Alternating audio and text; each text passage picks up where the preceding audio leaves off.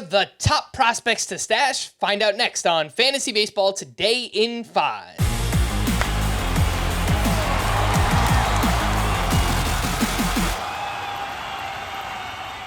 Welcome into FBT in 5 on Saturday, April 13th. I am Frank Stampfl, joined by Scott White, and let's take a look at the latest prospect report. 5 prospects on the verge of getting the call up. Junior Caminero of the Tampa Bay Rays, Esteury Ruiz of the Oakland A's. Yes, we realize he's not a prospect, but he's in the minors right now. Paul Skeens of the Pirates, Christian Scott of the Mets, and Heston Kjerstad of the Orioles. Scott, 2 names that I wanted to focus on here.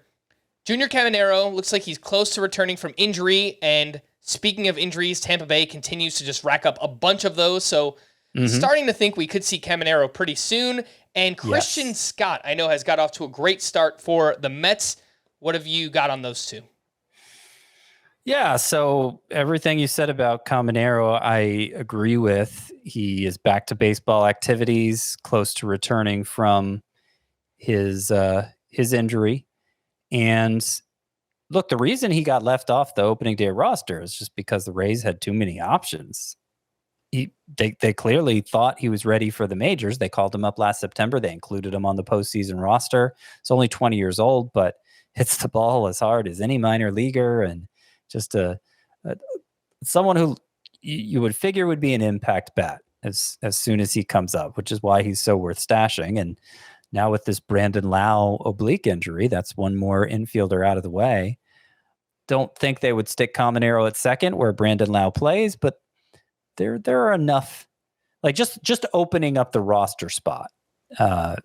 There are ways they could find at bats for Caminero. I mean, DH, Harold Ramirez, who cares, right? Like I think it'll be soon. I think with each injury, the urgency to pick up and roster Caminero, if he's somehow available in your league, it increases. As for Christian Scott, yeah, it was a tough call between him and Ricky Tiedemann, who I wanted to be for like this spot in my top 5 to stash. And I ultimately went with Scott because he's been arguably the most impressive minor league pitcher so far. I mean, he has 19 strikeouts in 9 innings, throwing 69% of his pitches for strikes, throwing with an 18% swinging strike rate, both about as good as it gets, and both similar to what he did last year. So he just seems to have picked up where he left off. Obviously the Mets rotation has problems. They tried Julio Teheran to fill that opening. They've already let him go because it went so poorly.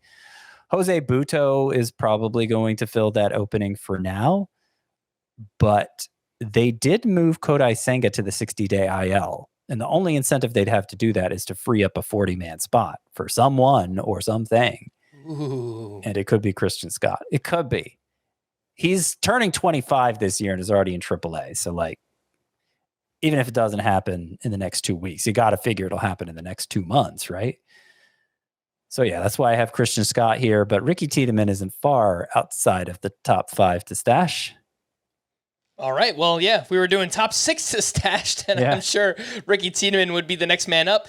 5 prospects who are on the periphery. These are just prospects who are doing something of note recently. Cade Povich of the Orioles, Dustin Harris of the Rangers, Darius Vines of the Atlanta Braves, Sean Sullivan with the Rockies, and Zahir Hope with the Dodgers. Scott, I've long been a fan of Dustin Harris. The skill set, there's power, there's speed. Just feels like everyone kind of passed him over in the Rangers organization. Is there any chance we could see Dustin Harris finally?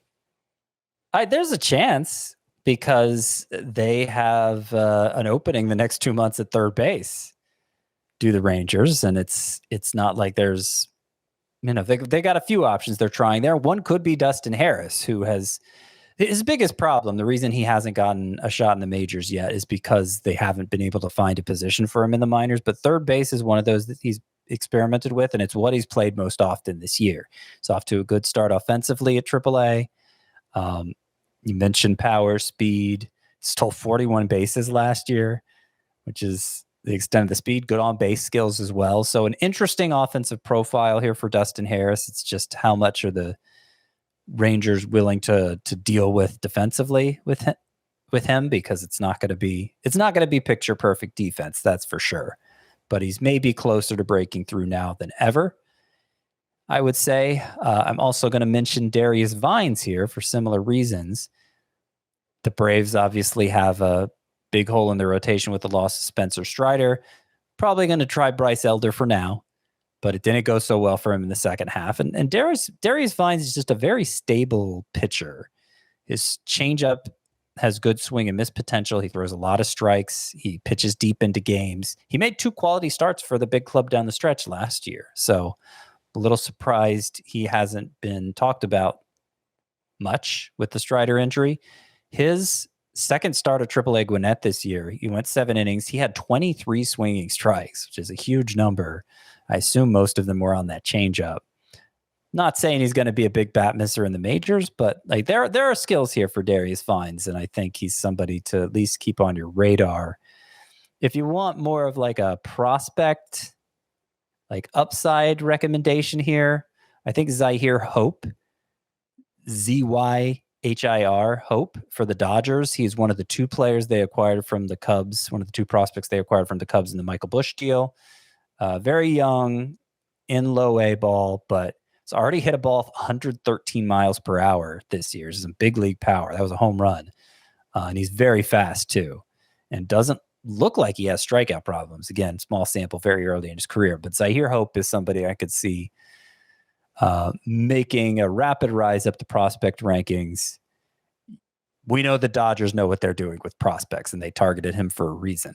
They sure do. For more extensive fantasy baseball coverage, listen to the Fantasy Baseball Today podcast on Spotify, Apple Podcasts, the Odyssey app, or anywhere else podcasts are found. Thanks for listening to Fantasy Baseball Today in 5, and we will be back again next week. Bye-bye.